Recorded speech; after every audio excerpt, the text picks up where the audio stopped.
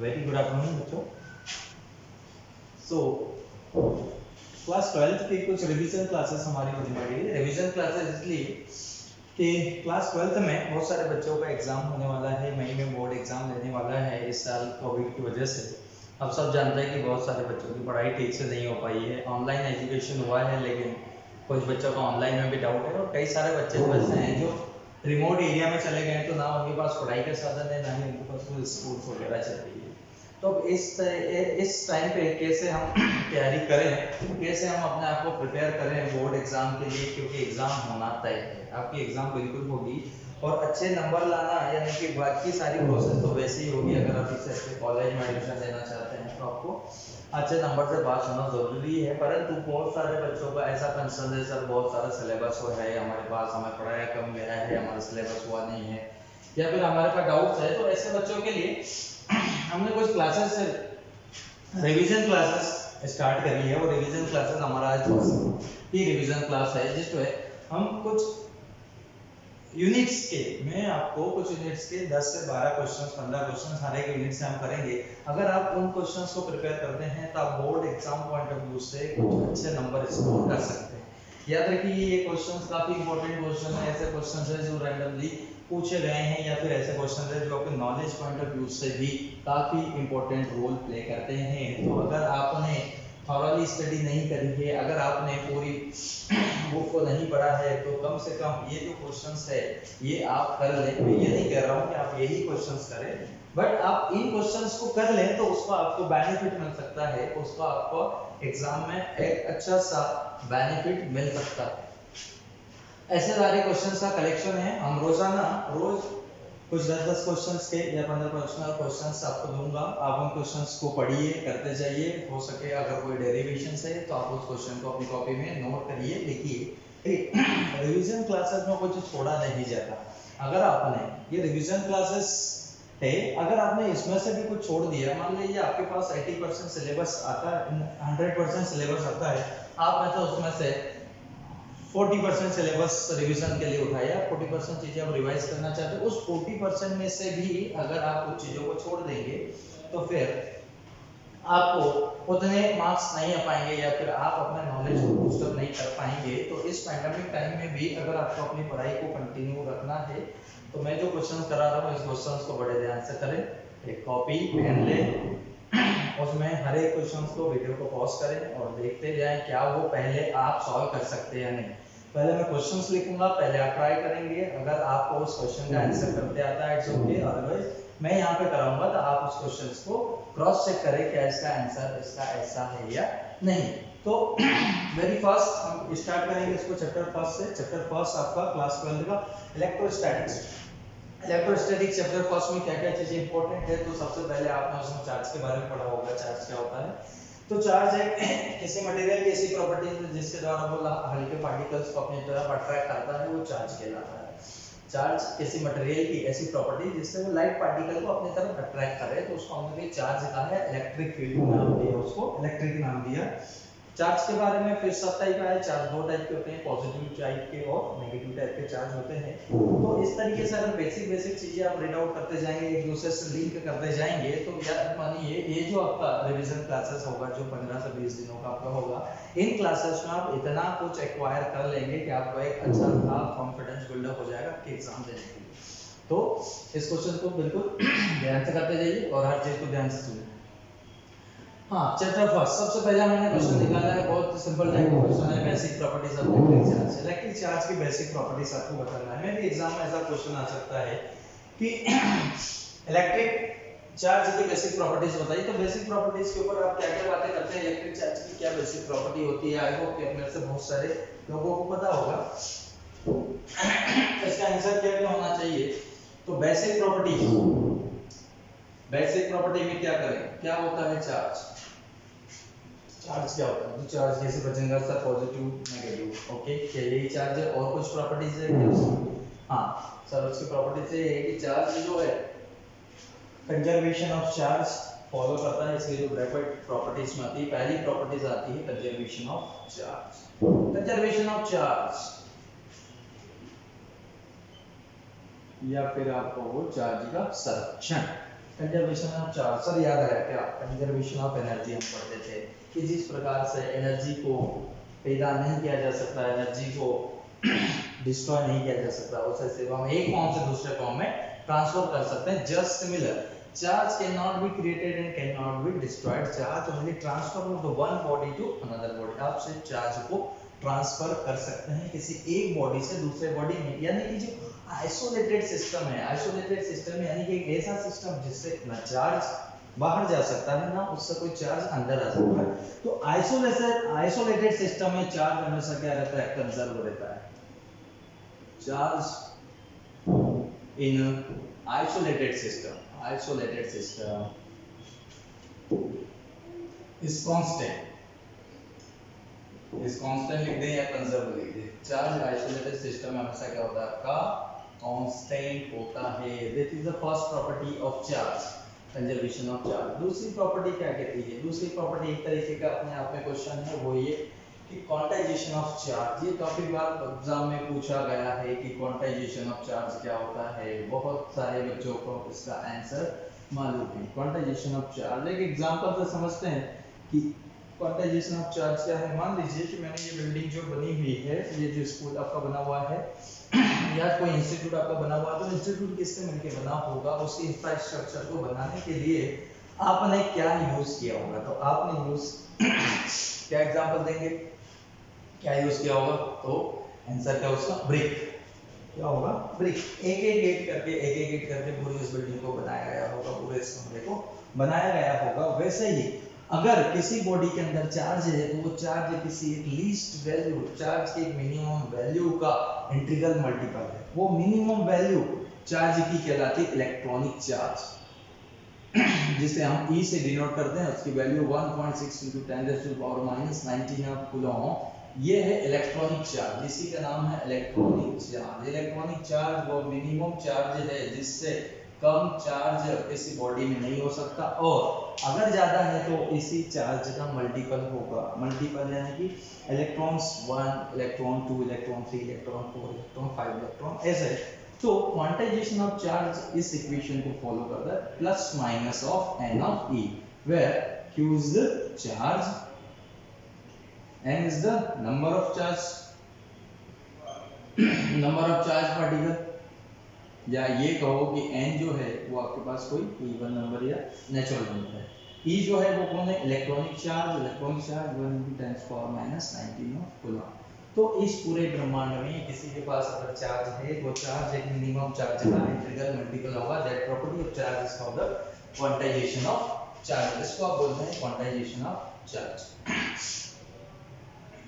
The magnitude, और भी इसको जो बुक में आप डेफिनेशन इसकी समझ सकते हैं, बुक में ऐसा आपको डेफिनेशन मिलेगा। The magnitude of all the free charges is always and the integral part of elementary charge. अब ये नया शब्द आया एलिमेंट्री चार्ज से है, इलेक्ट्रिक चार्ज कहो, एलिमेंट्री चार्ज कहो, तो ये आपके पास जो इलेक्ट्रॉन के ऊपर मिनिमम चार्ज है वो आपका एलिमेंट्री चार्ज कहलाता है, बेसिक चार्ज कहलाता है। कभी-कभी इसके ऊपर आपका न्यूमेरिकल टाइप का क्वेश्चन बनता है। न्यूमेरिकल टाइप का क्वेश्चन कैसे बनता है कि अगर आपसे पूछा जाए कि 1 कूलम चार्ज में कितने इलेक्ट्रॉन होंगे, 1 कूलम चार्ज में नंबर ऑफ इलेक्ट्रॉन्स कितने होंगे, तो देखो 1 कूलम ऑफ चार्ज को नंबर ऑफ इलेक्ट्रॉन्स निकालना है, तो एक इलेक्ट्रॉन के ऊपर कितना चार्ज, 1 × 10⁻⁻19 कूलम। इस नंबर को इधर को चाहिए, तो 1 अपॉन में 1.6 × 10⁻⁻19 कूलम है।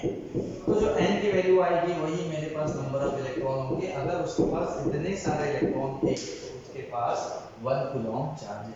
चार्ज का कंजर्वेशन एक और चीज आपको दिखाता है, जैसे अगर मैंने दो हाथों को रख किया, मैंने इस तरीके से दो हाथों को रख किया, तो अब पता है कि फ्रिक्शन के द्वारा चार्ज ट्रांसफर होगा। चार्ज ट्रांसफर होने का मतलब क्या होगा कि कुछ आपके इलेक्ट्रॉन्स एनर्जी लेंगे और एक बॉडी को छोड़ के दूसरी बॉडी में चले जाएंगे। तो कंजर्वेशन ऑफ चार्ज ये कहता है कि जितना इसमें इलेक्ट्रॉन की डिफिशिएंसी हुई है, जितने में इसमें इलेक्ट्रॉन कम है, सेम अमाउंट में इसमें इलेक्ट्रॉन बढ़े होंगे। इट मींस इसमें जितना पॉजिटिव चार्ज बिल्डअप होगा, इक्वल अमाउंट में इसके अंदर नेगेटिव चार्ज भी बिल्डअप हुआ होगा, क्योंकि चार्ज वो कंजर्व रहेगा।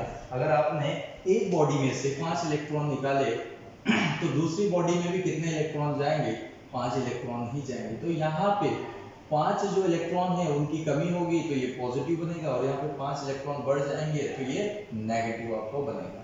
तो कंजर्वेशन ऑफ चार्ज ये भी कहता है कि चार्ज जो है हमेशा कंजर्व रहेगा, वो कभी नष्ट नहीं होगा। थर्ड प्रॉपर्टी इसकी है एडिटिव प्रॉपर्टी। तो एडिटिव प्रॉपर्टी क्या कहती है, देखो उसका नाम समझ रहे हो, आ रहा है कि एडिटिविटी ऑफ चार्ज क्या कहलाता है। थर्ड प्रॉपर्टी मैंने लिखा additivity of charge. So third property क्या है, एडिटिविटी ऑफ चार्ज। तो जैसे मास के बारे में आप सब जानते हैं, मास के बारे में आप सब जानते हैं, वैसे एडिटिविटी ऑफ चार्ज, मास के बारे में क्या जानते हैं, मास क्या है उसके बारे में नहीं बताएं। मास एक फिजिकल क्वांटिटी है जो हमेशा पॉजिटिव होती है, जिसकी वैल्यू हमेशा पॉजिटिव होती है। वैसे ही मास को अगर किसी को जोड़ना है, किसी को द्रव्यमान जोड़ना, तो क्या करता है, प्लस करता जाता है। वैसे ही चार्ज को अगर जोड़ना है तो मुझे इसको प्लस करते रहना है, लेकिन किस टाइप का, अलजेब्रिक सम होता है। चार्ज में भी ऐड, चार्ज हमेशा ऐड हो सकता है पर algebraically, charge always add in algebraic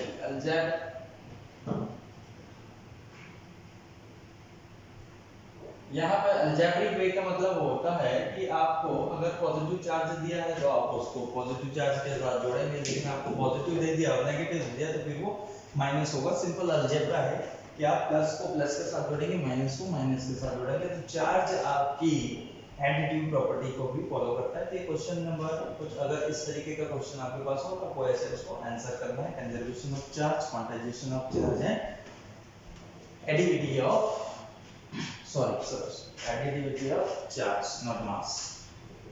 And I get mass. Additivity of charge. Okay, तो इस तरीके से काफी सिंपल वे में आप इस क्वेश्चन का आंसर दे सकते हैं।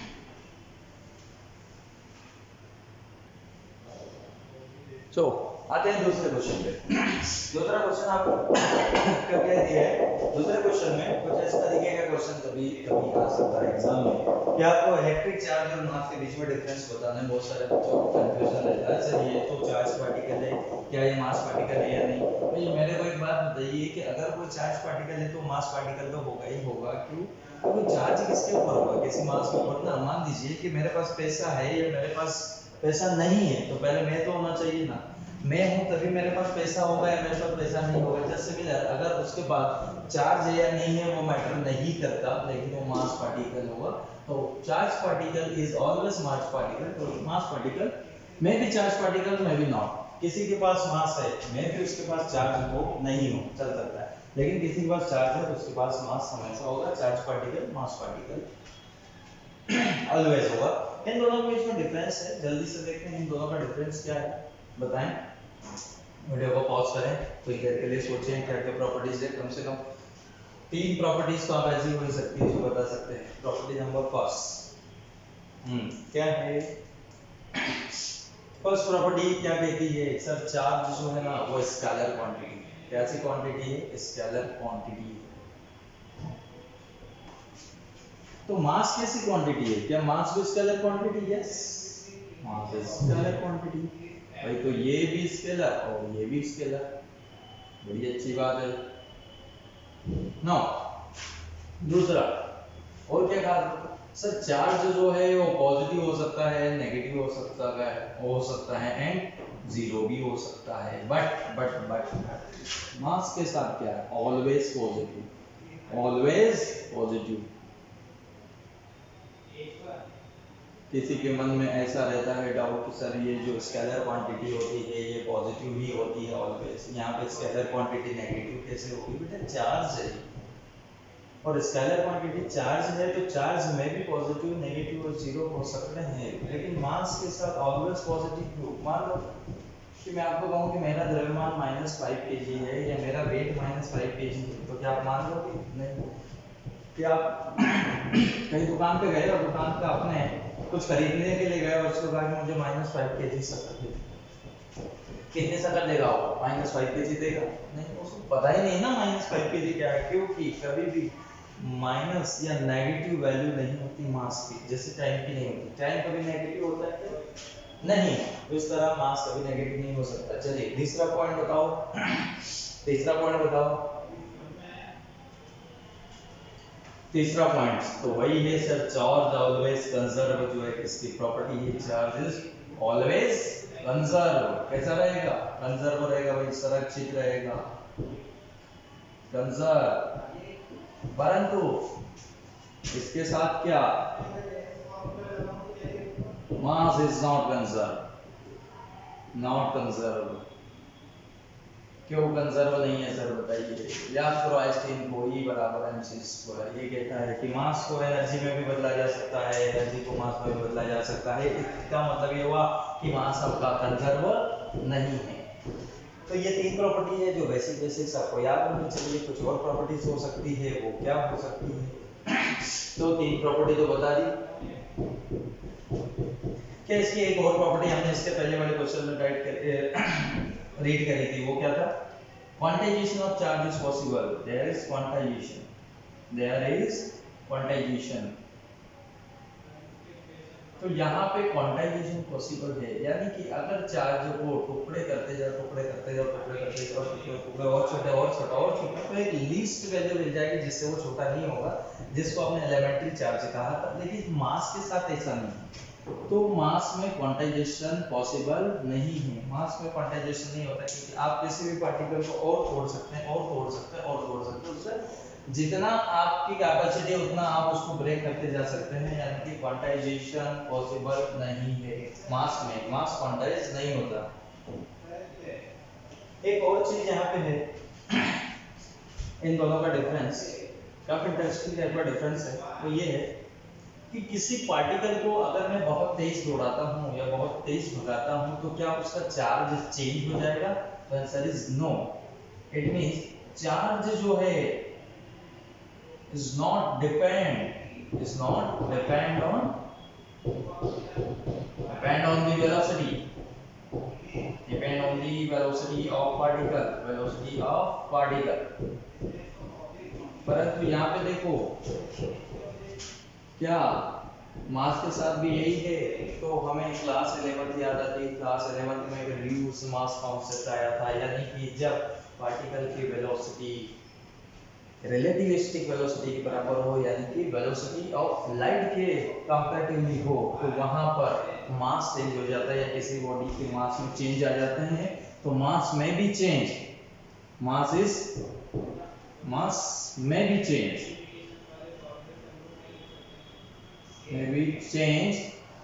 when particle velocity, when particle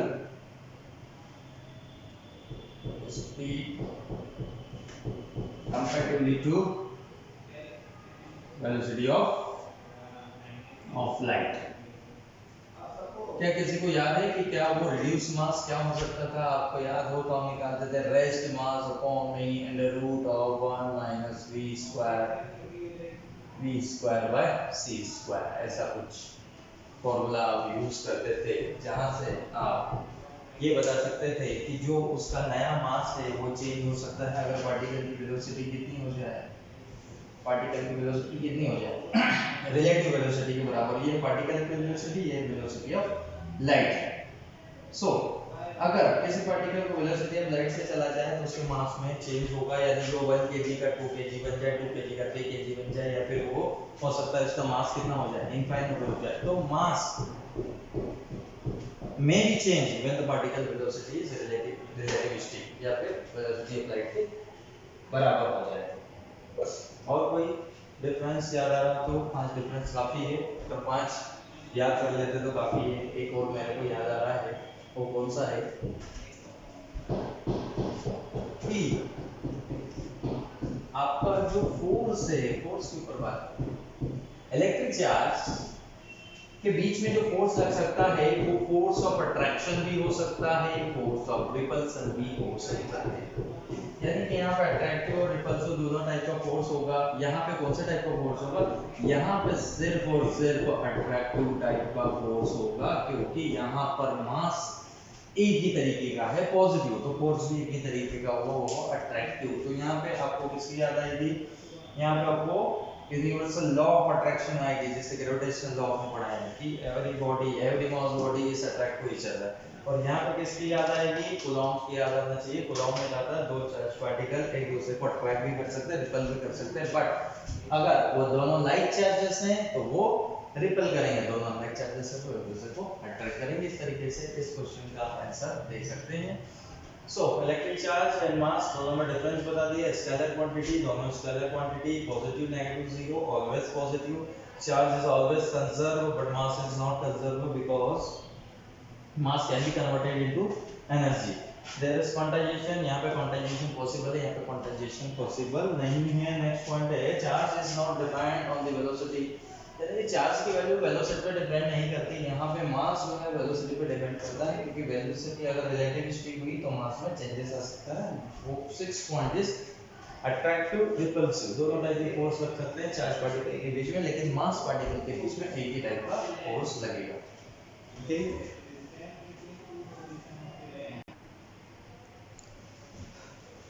okay next और बड़ा फेमस टाइप का लॉ है आपके पास, कूलॉम्स लॉ। सबको आता है सर कूलॉम्स लॉ, आप क्यों पढ़ा रहे हैं हमें कूलॉम्स लॉ, देखते हैं स्पेलिंग गलत है इसका। तो कूलॉम्स लॉ क्या कहता है वो आपको देखना है कि कूलॉम्स का क्या कहना था, कूलॉम्स ने क्या बात कही थी। तो चार्ज के ऊपर जो लगने वाला फोर्स है अट्रैक्शन का या रिपल्सन का, वो डिपेंड, वो उसका मैग्नीट्यूड कितना होगा ये आपको कूलॉम्स ने सबसे पहली बार बताया था कि किन्हीं दो चार्जेस के बीच में फोर्स कितना होगा, उसकी वैल्यू कूलॉम्स ने कैलकुलेट करके बताई थी फर्स्ट टाइम। तो इसलिए उसका नाम कूलॉम्स लॉ है और काफी टाइम आपने इसको पढ़ा होगा। मेरे पास मान लीजिए कोई चार्ज है, एक तरफ प्लस क्यू चार्ज है, दूसरी तरफ प्लस क्यू चार्ज है और दोनों के बीच की दूरी r1 है, इसको मैं q1 कह देता हूँ, इसको q2 कह देता हूँ। और इन दोनों चार्जेस जो प्लेस है एक पॉइंट A पर एक पॉइंट B पर, इनके बीच में लगने वाला फोर्स कितना, क्यों, क्योंकि इतना तो हमें पता था कि इसमें दो तरीके की फोर्स लगेंगे, यानी फोर्स अट्रैक्शन का हो सकता है, फोर्स रिपल्सन का हो सकता है। यहाँ पे मैंने दोनों पॉजिटिव चार्ज लिए तो पॉजिटिव चार्ज एक दूसरे को रिपल करने वाले हैं, तो इनके बीच में रिपल्सन टाइप का फोर्स लगेगा, लेकिन फोर्स का मैग्नीट्यूड नहीं मुझे पता था। मैग्नीट्यूड पता करने के लिए कूलॉम्स आया और कूलॉम्स ने इनवर्स स्क्वायर लॉ दिया। तो कूलॉम्स का इनवर्स स्क्वायर लॉ ये कहता है कि फोर्स ऑफ अट्रैक्शन और repulsion between the two charges, force of attraction और repulsion between the two charges is proportional to the product of magnitude of charge and inversely proportional to the square of the distance between them। Coulomb's ने कहा कि जो force है वो proportionally होगा उन दोनों के मैग्नीट्यूड के गुणनफल के तथा उन दोनों के बीच की दूरी के वर्ग के गुणनफल के बराबर, या ये कहो कि मैग्नीट्यूड के प्रोडक्ट के डायरेक्टली प्रोपोर्शनल और उनके बीच की दूरी जो डिस्टेंस है, डिस्टेंस बिटवीन टू चार्जेस के स्क्वायर के इनवर्सली प्रोपोर्शनल होगा। अगर इन दोनों इक्वेशन को कंबाइन करके बनाया जाए तो f आपके पास बनेगा q1 q2 अपॉन में r²। फिर प्रोपोर्शनलिटी को रिमूव किया गया, प्रोपोर्शनलिटी को रिमूव करके कांस्टेंट लगाया गया जिसको इलेक्ट्रिक कांस्टेंट कहा गया, जिसको जो मैंने यहाँ पे k लगाया है, इस k को प्रोपोर्शनलिटी कांस्टेंट या इलेक्ट्रोस्टैटिक कांस्टेंट कहते हैं, इलेक्ट्रोस्टैटिक कांस्टेंट कहते हैं या फिर प्रोपोर्शनलिटी कांस्टेंट कहते हैं, दोनों इसी के नाम है, या फिर आप इसको प्रोपोर्शनलिटी कांस्टेंट हो। अब ये मेरे पास आया फोर्स की, सर इतना फोर्स मेरे पास लगेगा, कोई आया और उसने कहा कि नहीं आप तो कहाँ जा रहे हैं, आप जा रहे हैं एयर या वैक्यूम में। तो जनरली हम इसका एयर और वैक्यूम में कैलकुलेशन, एयर और वैक्यूम के लिए हम फोर्स को कैलकुलेट करते हैं। तो एयर और वैक्यूम के लिए k की वैल्यू हमारे पास होती है 1/4πε0। सर ये कहाँ से आ गई, ये कैलकुलेट करके रखी गई वैल्यू।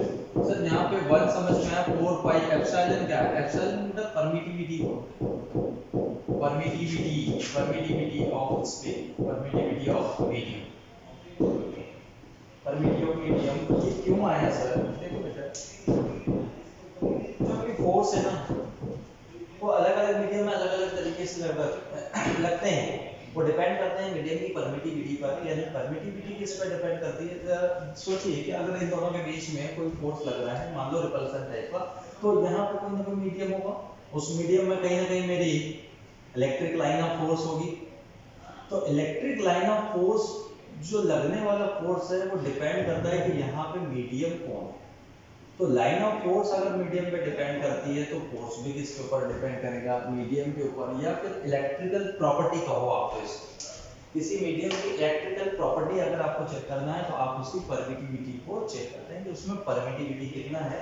तो ये जो परमिटिविटी है, ये उसका इलेक्ट्रिक कंडक्टेंस बताती है, इलेक्ट्रिक लाइन्स को कितना कंडक्ट करने देगी वो आपको बताती है। तो अगर K की वैल्यू यहाँ रख दिया जाए, तो एयर और वैक्यूम के लिए मेरे पास जो लगने वाला फोर्स है वो होगा equal to 1/4 pi epsilon nought Q1 Q2 upon R square, force unit newton. तो एयर और वैक्यूम के लिए इतना फोर्स आपको लगेगा, ठीक है। तो ये आपके पास डिराइव करने के लिए आएगा, तो आप एक सुंदर सा डायग्राम बनाएं। इसका डायग्राम बनाने के बाद आप उसको स्टेटमेंट लिखेंगे। स्टेटमेंट क्या लिखेंगे कि force of attraction or repulsion between the two charged particle is directly proportional to the product of the magnitude of the charge and inversely proportional to the square between them। कुछ इस तरीके से आप उसको define करेंगे। तो ये आपका कूलॉम्स का इनवर्स स्क्वायर लॉ आप यहाँ पे बता सकते हैं। सीजीएस सिस्टम में भी कभी-कभी पूछते हैं, क्योंकि ये तो आपने एमटीएस में बताया था, सीजीएस में क्या है, कुछ नहीं बेटा। सीजीएस में इसकी वैल्यू 1 होती है। और सीजीएस सिस्टम, अगर सीजीएस सिस्टम में मैं आपको मेजर करने को कहूंगा, तो आप फोर्स की वैल्यू क्या लिखोगे, जल्दी बताओ। सीजीएस सिस्टम में ये पूरी क्वांटिटी 1 होगी, that is equal to Q1 Q2 upon R square unit dyne. Force की सीजीएस सिस्टम में यूनिट क्या होती है आपकी, डायन होती है। तो यहाँ पे आप इसको क्या लिखेंगे, डायन लिखेंगे। तो बड़ा सिंपल सा इसका डेरिवेशन अगर आपके पास आता है, तो आप इस तरीके से कर सकते हैं। फोर्स वेक्टर क्वांटिटी याद रखें। मैं भी अगर इसका वेक्टर फॉर्म पूछा जाता, तो फिर आपको इसको वेक्टर की तरीके से कंसीडर करना है, यानी कि इस फोर्स के साथ एक वेक्टर भी लगेगा, जो कि आपका रिजल्टेंट फोर्स के डायरेक्शन बताएगा। एक और चीज है कि ये आपका जो फोर्स है ना, सेंट्रल फोर्स है। सेंट्रल फोर्स क्या होता है, जो सेंटर से सेंटर की तरफ रखते हैं, वो आपके सेंट्रल फोर्स कहलाते हैं। तो इलेक्ट्रोस्टैटिक फोर्स एक तरीके का सेंट्रल फोर्स है। तो इस क्वेश्चन को इस तरीके से आप बनाएं।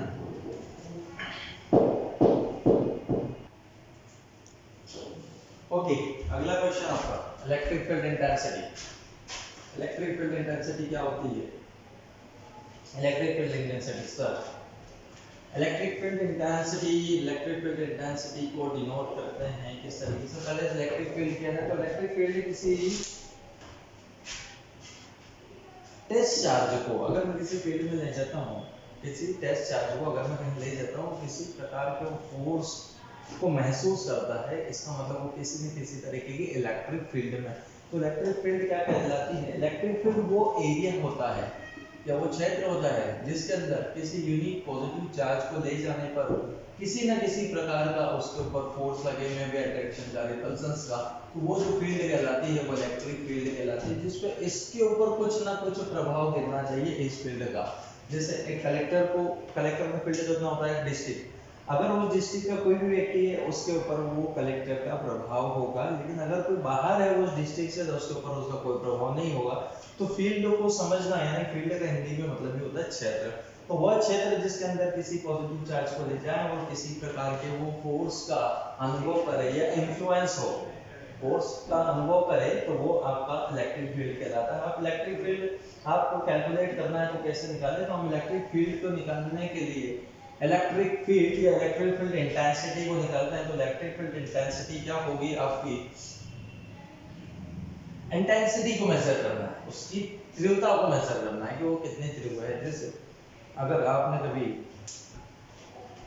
एक्सरे या फिर आपने कभी सीटी स्कैन वगैरह के बारे में सुना हो, तो सुना ही होगा ऑब्वियसली, लेकिन आपने कभी देखा हो मशीन को कि सीटी स्कैन मशीन कैसे काम करती है, एक्सरे मशीन क्या काम करती है। तो जब भी आप वहाँ पे जाते हैं, सीटी स्कैन करवाने जाते हैं अपने ब्रेन का, चेस्ट का, जिसका रिपोर्ट, अगर आप एक्सरे या सीटी स्कैन कराने जाते हैं तो सबसे पहले आपसे वो क्या कहते हैं कि आपके पास जो भी मेटल का इक्विपमेंट है, जो मेटल की चीजें हैं वो बाहर निकाल दीजिए तो आप रिंग्स वगैरह आपके गले में कानों पे कुछ भी रहता है तो वो उनको क्या करते थे, बाहर निकालने को बोलते हैं।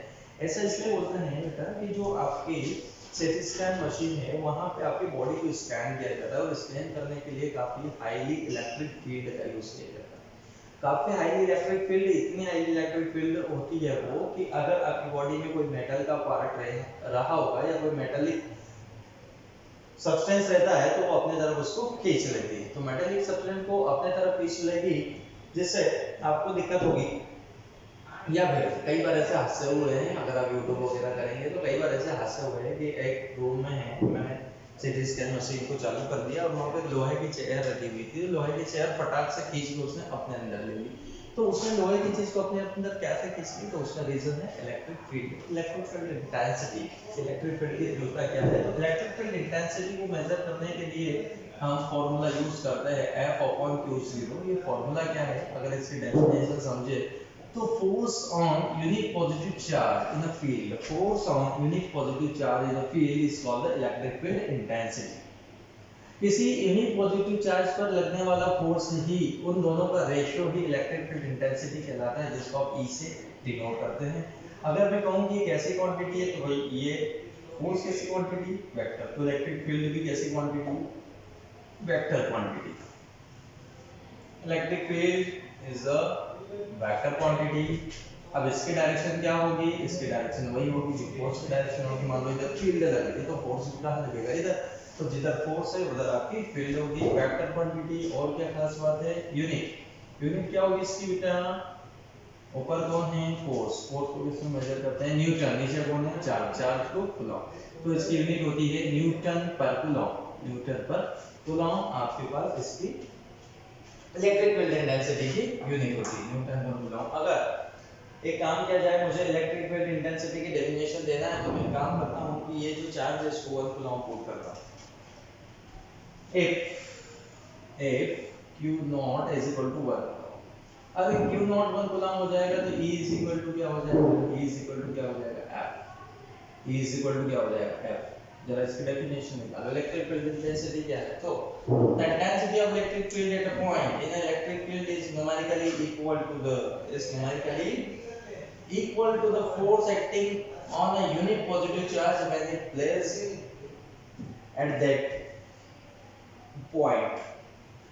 So numerically electric field intensity उस फोर्स के बराबर होती है जो एक कूलॉम चार्ज पे लगता है। अगर उसको किसी इलेक्ट्रिक फील्ड में रखते हैं तो वो आपके पास होती है इलेक्ट्रिक फील्ड इंटेंसिटी, जिसको आप कैपिटल E से डिनोट करते हैं।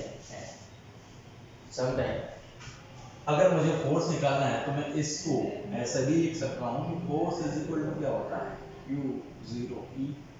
अगर फोर्स चाहिए तो क्या आप फील्ड बता दो, चार्ज बता दो। अगर फील्ड और चार्ज आपको पता है तो आप ये बता सकते हैं कि इसके ऊपर कितना, उसके ऊपर कितना फोर्स लगने वाला है। तो इस फॉर्मूले की मदद से आप इलेक्ट्रिक फील्ड या फोर्स को कैलकुलेट कर सकते हैं जब आपको चार्ज दिया हो। तो इलेक्ट्रिक फील्ड को इस तरीके से डिफाइन किया जा सकता है, electric field is a vector quantity, इसकी डायरेक्शन फोर्स की डायरेक्शन है। इलेक्ट्रिक फील्ड इंटेंसिटी क्या है, it is the ratio of force on unit positive charge in any electric field और दैट इलेक्ट्रिक फील्ड।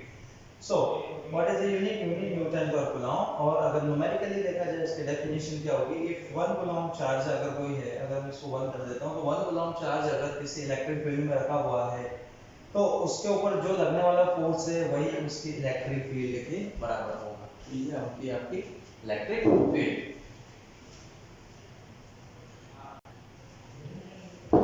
ओके, तो इस तरीके से हमने आज इन क्वेश्चंस को प्रैक्टिस किया है। ये आपके क्वेश्चंस है, अगर आप इन क्वेश्चंस को ध्यान से करते हैं कुछ ज़्यादा समय नहीं लगेगा। अगर आप इन क्वेश्चन को ध्यान से करते हैं तो आपका रिवीजन धीरे धीरे धीरे धीरे कंप्लीट होता जाएगा और जो दिक्कतें आपको आ रही है पढ़ाई से रिलेटेड वो दिक्कतें आपकी खत्म हो जाएगी। आई होप कि आपको ये सारी चीज़ें समझ में आ रही होगी। अगर नहीं समझ में आती है तो आप अपने पास बुक लेके बैठिए, आप बुक लेके बैठेंगे तो ये चीज़ें देखेंगे, आपको ये सारी बातें समझ में आ जाएगी। और जो डेरिवेशंस पार्ट है, इन डेरिवेशंस पार्ट को आप स्पेशली सॉल्व करें, क्योंकि देखने से वो चीज़ें नहीं आती बजाय लिखने के। तो अगर आप लिखेंगे तो आपको ये सारी बातें बढ़िया से याद हो जाएगी।